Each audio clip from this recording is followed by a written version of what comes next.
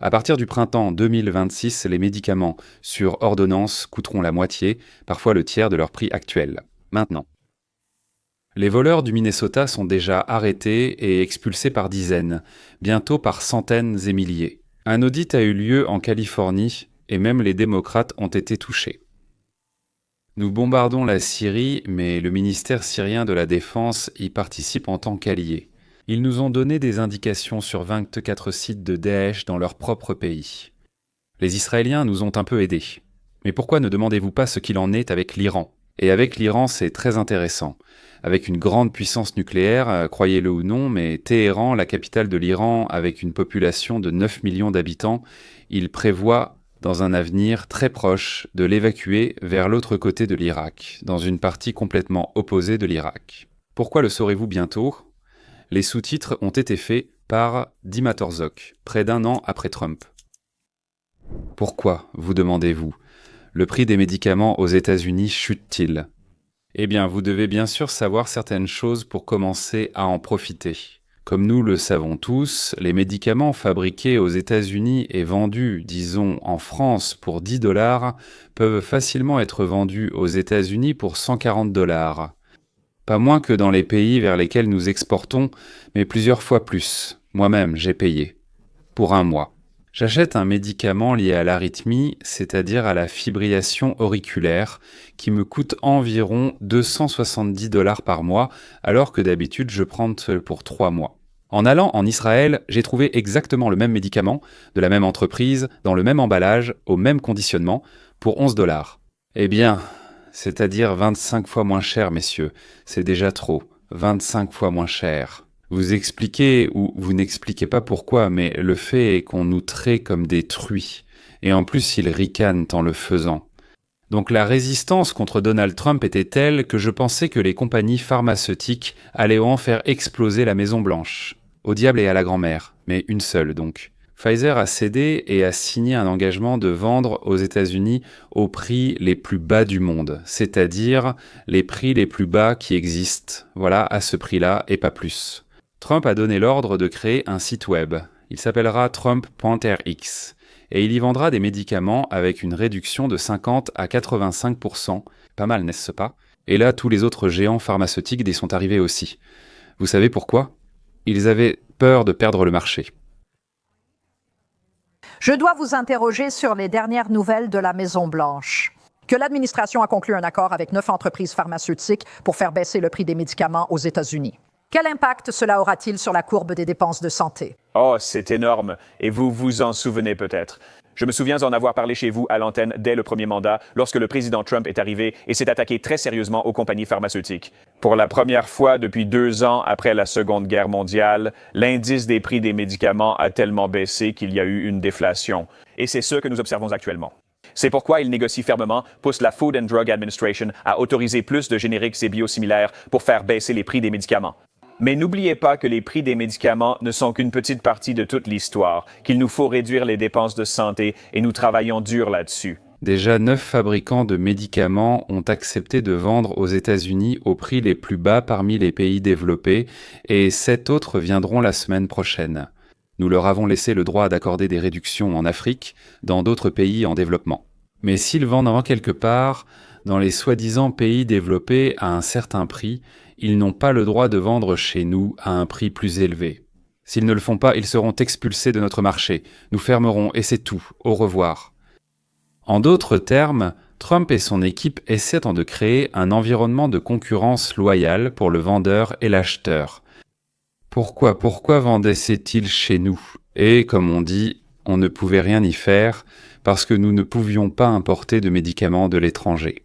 Parce que c'est l'État socialiste, le nôtre, je ne sais même plus maintenant si ce sont les démocrates ou les républicains, mais ce sont les bureaucrates qui ont organisé ça. Non, achetez à ces prix, car nous empêcherons toute importation étrangère et intercepterons tous les colis. J'ai vraiment essayé, je le jure. Donc Donald Trump et son équipe essaient de créer un environnement concurrentiel pour le vendeur et l'acheteur. Arrêtez de vous enrichir à nos dépens grâce à l'État. La suite. Si quelqu'un vend à 300 et un autre à 20, acheter à 300 reste notre choix. Mais si on nous empêche d'acheter à 20 et qu'on doit acheter à 300 par nécessité, on n'a alors pas le choix. Mais ce n'est plus un monopole, c'est l'État qui fonctionne ainsi. Si tu ne veux pas baisser les prix, on trouvera d'autres à ta place, c'est ce qu'on a dit à ces entreprises, et ça marche. Donc le principal, dit-on, candidat du Parti démocrate pour les élections de 2028, donc Gavin Newsom, critique tout le temps Trump. Et aujourd'hui, un audit est arrivé, comment on dit ça en russe? Oui, un audit de la Californie, et il a dressé un tableau pas très favorable pour Newsom. Des voleurs selon la loi californienne. Monsieur le Président, l'auditeur d'État de Californie, l'auditeur officiel indépendant de l'État, vient tout juste de publier un rapport dans lequel il met à jour son évaluation des agences de l'État à haut risque et le contenu de ce rapport est vraiment frappant. En réalité, ce n'est pas si surprenant pour ceux d'entre nous qui ont déjà eu affaire au fonctionnement du gouvernement de l'État de Californie. Mais même en tenant compte de nos attentes très basses, ce que l'auditeur vient de révéler est vraiment préoccupant. Et cela se produit d'ailleurs alors que le gouverneur de notre État, Gavin Newsom, a récemment déclaré avec fierté que la Californie est un véritable exemple et a présenté le gouvernement californien comme un modèle de gouvernance efficace, réactive et responsable. Le neveu de Nancy Pelosi est un escroc notoire et selon moi un voleur à grande échelle, mais tant qu'il n'a pas été condamné, on ne peut pas le qualifier ainsi. Il affirme que son État, la Californie, compte 40 millions d'habitants et représente la 6e économie mondiale. Il la dirige, donc elle est gouvernée par lui. Il s'est attribué lui-même la note d'excellent.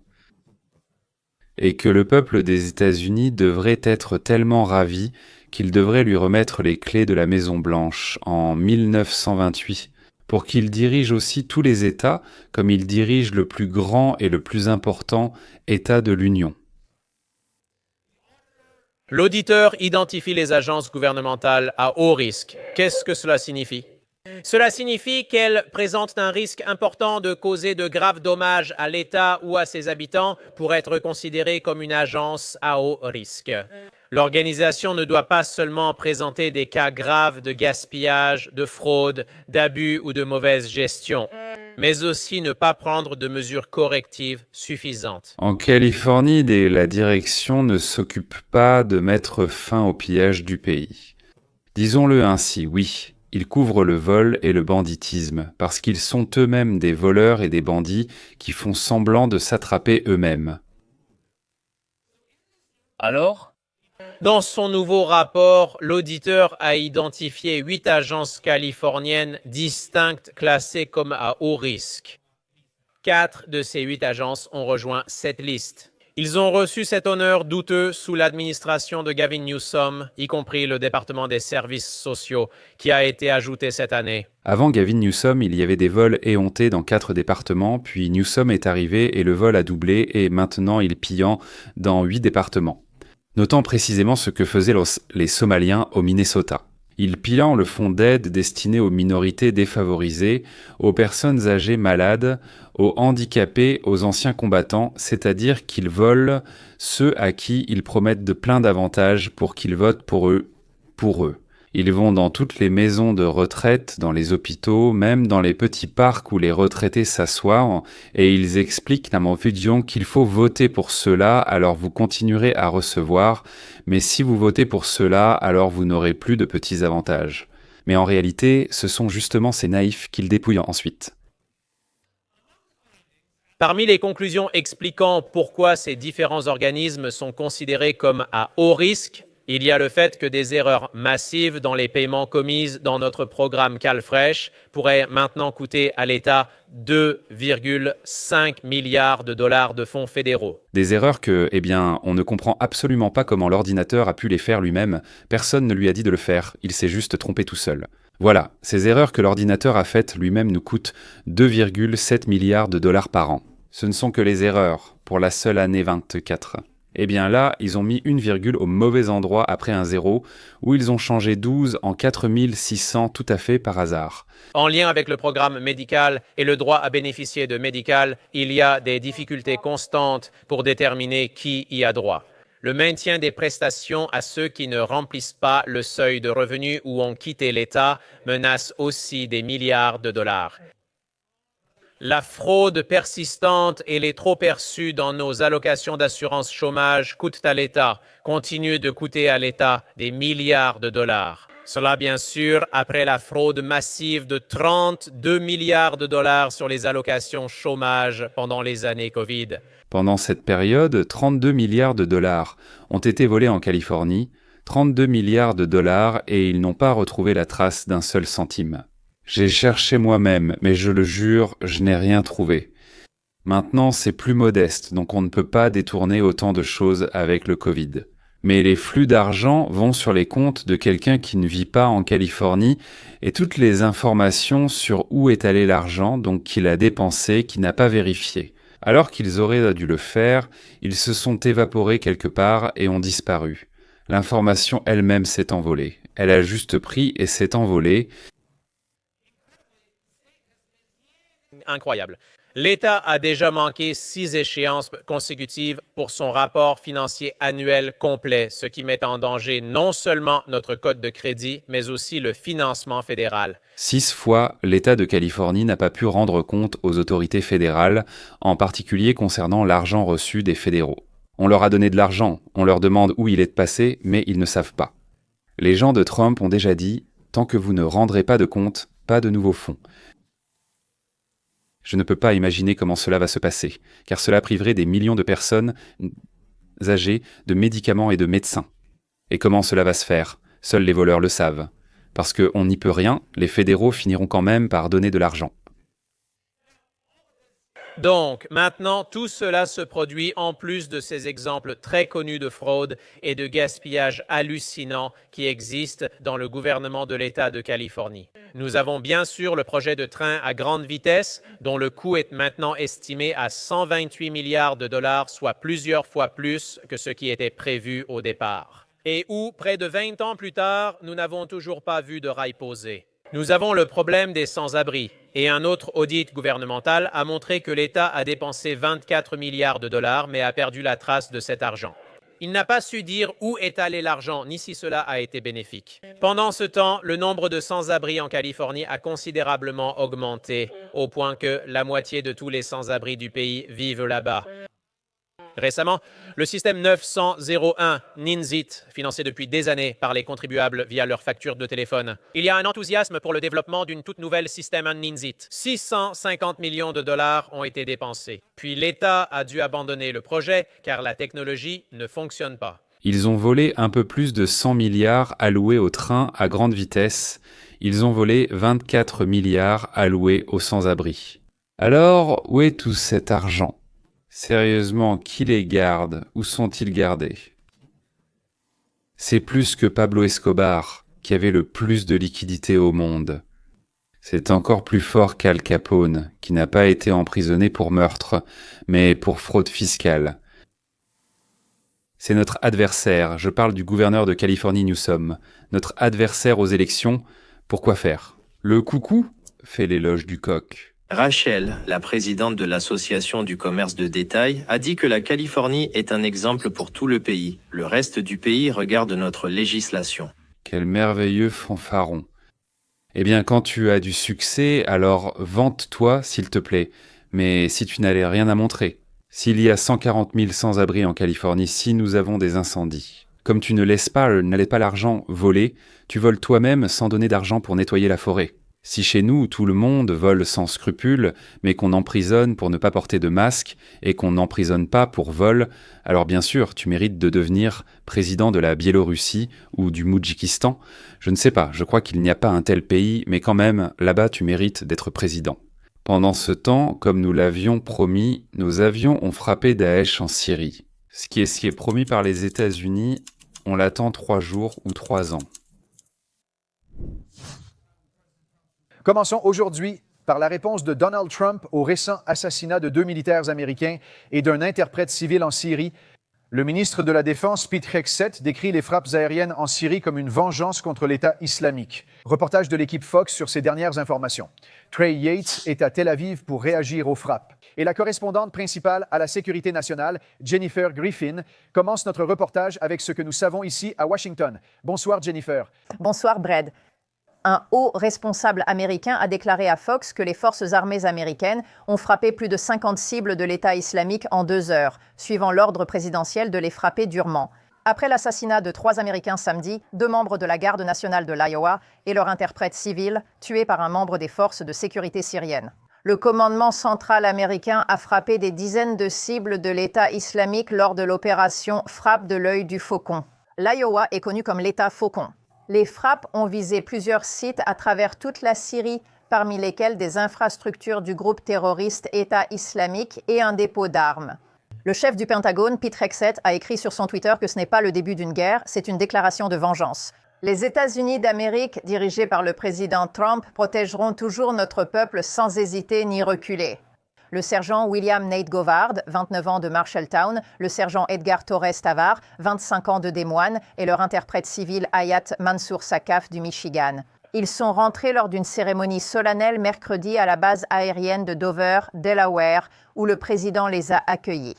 L'attaque du 13 décembre a eu lieu alors qu'un haut commandant militaire américain rencontrait ses homologues syriens près de Palmyre, dans le centre de la Syrie. Des sources de sécurité syriennes ont ensuite aidé à mener d'X opérations conjointes en Syrie, aboutissant à la mort ou à l'arrestation de plus de 20 personnes liées à Daesh. Les États-Unis ont apporté leur soutien lors de ces raids, c'est-à-dire les raids de Brad ont conduit à la confiscation de matériel électronique et à des entretiens individuels qui ont fourni des renseignements utilisés pour cette opération de recherche de cibles potentielles. Au CENTECOM, la vérification de l'identité exacte du combattant syrien, qui a rejoint les forces de sécurité il y a seulement 2 mois, est toujours en cours. Ce tireur devait être exclu de l'armée syrienne par Brad en raison de soupçons de lien avec des djihadistes. J'ai déjà proclamé ce principe. Pour un Américain tué, une riposte 1000 fois plus forte. En même temps, des nouvelles sont arrivées d'Iran, pas très bonnes pour eux, je dirais même très mauvaises pour eux. C'est difficile sans eau. Au milieu du XXIe siècle, Téhéran passe du statut de puissance nucléaire à celui de pays souffrant d'une pénurie d'eau. Le régime iranien, qui menace le monde avec ses missiles, est incapable de fournir de l'eau à son peuple, même dans sa capitale. Il a dû mendier de l'eau chez ses voisins, et les gens ne font plus la queue pour du pain gratuit. Des millions d'Iraniens se pressent avec des bidons pour obtenir de l'eau et la rapporter chez eux. Des robinets ne sort que le bruit de l'air et du désespoir, pas d'eau. C'est précisément le moment où la civilisation s'est effondrée. C'est pourquoi le président Massoud Pezeshkian a levé le drapeau blanc. Il a dit avec désespoir que le transfert de Téhéran était devenu une nécessité. Sa décision constitue le plus grand plan d'évasion de l'histoire moderne. Déplacer la capitale et fuyez. Et sans eau, on ne va ni là-bas, ni comme on dit ici non plus. Israël a créé des stations de dessalement, il a développé la technologie. Maintenant, Israël ne manquera jamais d'eau douce. Pourquoi Allah n'a-t-il pas aidé l'Iran à en créer de semblables ou même de meilleurs ? Est-ce parce qu'il préfère les Juifs, apparemment, aux Arabes ? Téhéran doit être évacué, mesdames et messieurs, c'est probablement ce que veut Allah. Rien ne se passe sans sa connaissance et sa participation. Il fuit parce que l'Iran traverse actuellement une grave faillite hydrique. Alors, comment un candidat à la superpuissance s'est-il retrouvé dans une situation aussi déplorable ? La réponse se trouve dans cette même tache blanche sur la carte. Cette immense tache blanche que vous voyez n'est pas du tout une formation géographique naturelle. C'est une véritable bombe biologique à retardement posée par le régime iranien contre son propre peuple. Le lac d'Ourmia, le plus grand lac du Moyen-Orient, a été effacé de la surface de la Terre par l'un des plus grands crimes écologiques de l'histoire de l'humanité. Pendant que l'élite à Téhéran détournait les flux d'eau pour remplir ses poches, elle a laissé derrière elle un cratère de 10 milliards de tonnes de sel toxique. Cette catastrophe a depuis longtemps dépassé le point de non-retour, et chaque fois que le vent souffle, d'immenses tempêtes de sel, portant silencieusement la mort dans les poumons de millions de personnes, annoncent une crise qui dépasse les frontières. Quand on met les technologies des sondes les plus récentes entre les mains de sauvages, ils peuvent sans facilement faire exploser la planète, Simplement parce qu'un sauvage ne comprend pas comment fonctionne un moteur à combustion interne, pourquoi les avions volent-ils, et quel est le rapport entre le ressac de l'océan et une pomme qui tombe d'un arbre. Nous non plus ne le savions pas avant Newton, mais avant lui, nous n'avions pas cela en main. Un cyclophaseur. Et maintenant, les Iraniens en ont un, qu'ils ont acheté, volé chez nous ou simplement acheté. Mais cela ne les a pas rendus plus civilisés. Les ressources en eau actuelles de l'Iran ne peuvent assurer la population que de 50 millions de personnes au mieux. Cependant, la population de l'Iran approche rapidement les 100 millions. En d'autres termes, le régime essaie de maintenir l'existence d'un nombre de personnes 2 fois supérieur à ce que la géographie peut nourrir, en utilisant des ressources épuisées. Cette équation insoutenable a poussé l'État à prendre une décision radicale et humiliante. Le régime adopte un système d'importation virtuelle. Pour combler ce déficit, ce terme compliqué signifie en réalité l'arrêt de l'agriculture. L'État a décidé d'assécher les champs pour économiser l'eau et d'importer de la nourriture pour la population. Cette décision marque la fin du conte du pays autosuffisant que l'on racontait au peuple depuis la révolution de 1909. La doctrine de l'économie de résistance a échoué, étant remplacée par une dépendance alimentaire. La sécurité alimentaire de l'Iran est désormais entre les mains de fournisseurs étrangers, car le pays, contraint d'importer de l'eau, a en fait commencé à céder sa souveraineté par morceaux. Cela marque l'effondrement de la doctrine du pays autosuffisant. Depuis la mort du lac, un cauchemar a débuté pour les habitants. Les 10 milliards de tonnes de sel toxique s'élèvent dans l'air et envahissent les poumons de millions de personnes à chaque rafale, tel un tsunami mortel. À Tabriz et Ourmia, les maladies respiratoires et les cancers ont fortement augmenté, atteignant un seuil critique. Les habitants vivent dans une chambre à gaz invisible. Mais le film d'horreur ne s'arrête pas là. Quand l'eau viendra à manquer, la véritable loi de la jungle commencera. La mafia de l'eau est déjà apparue dans les rues de Téhéran. Le corps des gardiens de la révolution islamique contrôle désormais les camions-citernes entrant en ville. L'eau n'est pas seulement un service public, c'est une véritable arme. Le régime fournit de l'eau exclusivement aux quartiers loyaux, condamnant les quartiers pauvres à la sécheresse. Sur le marché noir, un litre d'eau coûte 10 fois plus cher que l'essence, et les voisins se volent l'eau les uns aux autres. La confiance publique a disparu. L'effondrement de l'agriculture menace non seulement la sécurité alimentaire, mais détruit aussi complètement l'économie des zones rurales. Vive la grande révolution iranienne, organisée par le président Carter et son fidèle écuyer Brzezinski. Ils ont organisé, selon eux, un incendie islamiste à la frontière de l'Union des républiques socialistes soviétiques, et cet incendie a finalement dévoré l'Iran.